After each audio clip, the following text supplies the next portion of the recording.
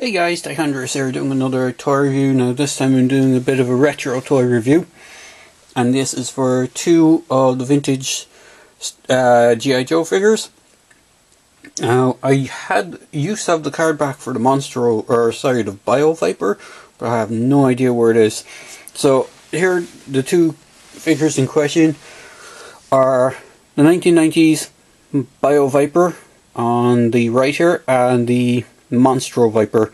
These were released near the end of the line, the Real American Hero line during the 90s. I think these guys were just before the Star Brigade, or they came out around the same time as Star Brigade. And then you had some like crazy stuff. So like you had these guys, which were part of the Mega Marines line. These are the Cobra Troopers. Well, there were two of the four Cobra releases for the Mega Marines. They actually had regular 3 3/4 inch figures for Cobra as well, but these two are larger than a standard G.I. Joe. And then you had stuff like the Lunatrix aliens for the Space or Star Brigade, which were like bounty hunter mercenaries. They weren't affiliated with either Cobra or G.I. Joe, but I think they kind of partnered up with Cobra at one point. And then you had stuff like the Manimals, which were another kind of crazy concept figures. Now these ones are the Mega Monsters. As I said, they were part of the Mega Marines line. So on the right here you have Bio Viper, who came with just one accessory, which is this spring-loaded gun. So the spring is quite strong on this,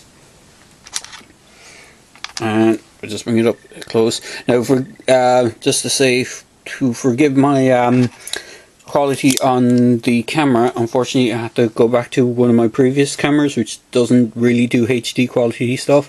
So I'm in between cameras at the moment. My previous camera is broken.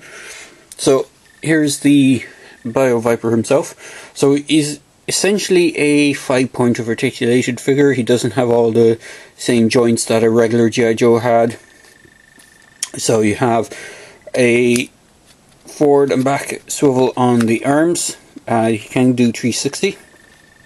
He just has a swivel head. He has forward and back on the hip. Nothing else in the knees or legs. He does have a few extra articulation points in the arms, so he has a swivel cut just above the elbow, and then he has a wrist rotation. The sculpt on these guys are pretty cool. Now he does have a attack gimmick where he pulled this lever on his back, and it causes his tendrils to encapsulate anyone that's supposedly in front of him. It's not a brilliant gimmick.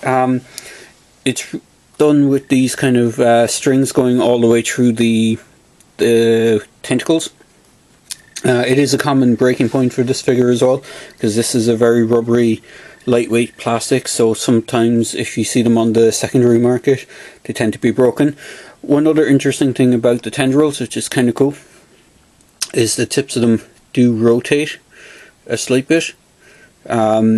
I'm not sure if they're designed to rotate too much, because that could be one of the reasons why they break a lot, but you can rotate the tips on them.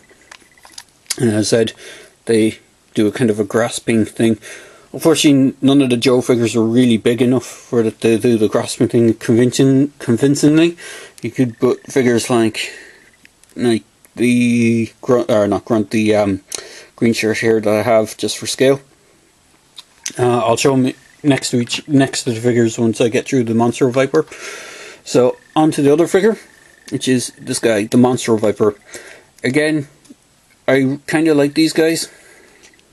I prefer the Bio Vipers over the Monstro Vipers, only because the Monstro Vipers don't have the same articulation as the Bio Viper.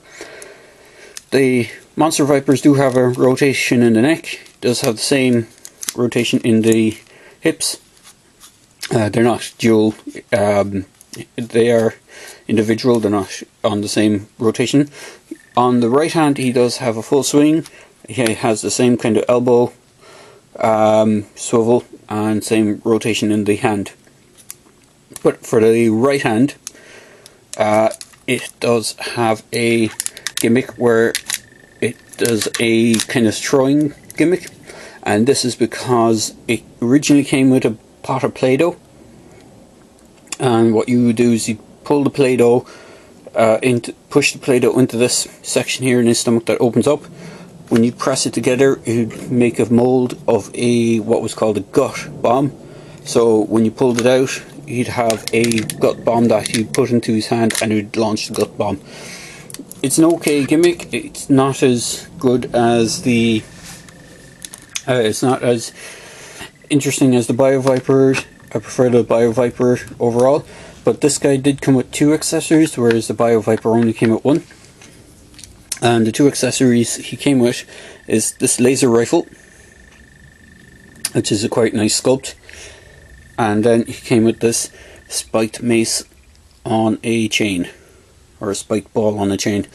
One thing of interest, I have 2 Monstro Vipers, and it looks like the plastic that they used on the 2 figures are slightly different. I'm not sure if it's picking this up on the camera, but you can see this is a darker goldy plastic, whereas this is more of a kind of a lighter, kind of, it looks almost cheaper plastic.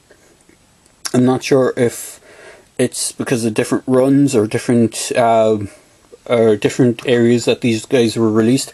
I picked these guys up a long time ago on eBay, so I'm not sure if there was like South American release for these guys that made the plastic different, or Fun School release for these. As far as I remember, I don't think they got released over in Europe. They may have done, but I don't ever remember seeing them on shelves over here. Hence why I had to pick mine up from the States through eBay. So this is the gun. It fits into his left hand quite nicely. It's a bit loose on mine. It sort of sits at an angle because of the way the gun is sculpted, and then his mace sits in quite nicely, plugs all the way in, and you can have it in his hand. So he's quite nice. Colours are what you expect for typical 90s figures from back then, bright neons. It's probably one of the reasons why I prefer the Bio Viper a bit more, because of the scaly sculpt to him, and the head sculpt looks more lizardy like, and it kind of suits him a bit better. But just for a scale comparison, I don't have any original O-ring figures left, so let me just see if I can bring the camera down. Bear with me a moment. You may hear some noises while it's adjusting, so bear with me a moment. So I can just get him into focus. There is a regular 25th modern sculpt G.I. Joe green shirt standing in front of the Bio Viper, and you can see the height. These guys towered over the regular kind of figures. Closest thing I have to a 3 3/4 inch old school figure is probably this Funko Batman. They're slightly more in scale with the older G.I. Joe figures, and again he towers over these. The Mega Monsters tower over the regular figures, which is the way they're intended. But overall, these are good. They are quite pricey on the secondary market, especially carded versions. If you can get loose ones, they're not too bad, but they tend to be loose but missing a lot of accessories, like the Monstro Viper generally is missing his weaponry, or as I said, the Bio Viper might be have these broken, or he's missing this red rifle.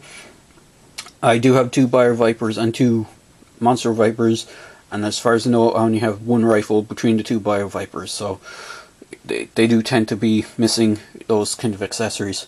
But overall, if you like the look of the figures, I do recommend picking them up. So there you go, guys. That's a quick video review for retro toy review for the 1990s Bio Viper and Monstro Viper as part of the Mega Monsters from the Mega Marines line in G.I. Joe. Hope you enjoyed my review. As I say in my reviews, please feel free to click like on the video, please feel free to comment, and please feel free to leave a to subscribe to my channel to see any more videos. Cheers, guys.